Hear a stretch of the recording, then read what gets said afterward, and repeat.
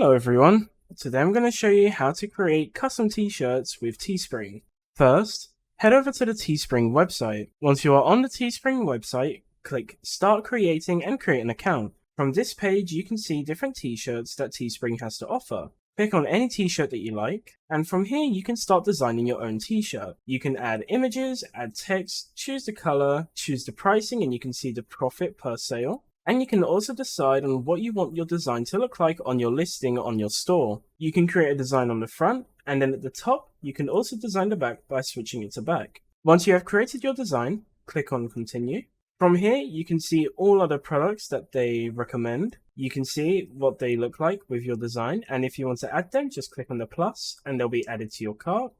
Then click on Continue. From here, you can create the title and description to your listing, or add it to an existing listing. And then when you're done, you just need to click on Launch Listing, and that's it. If you have any questions, feel free to ask them in the comments below. Thank you for watching.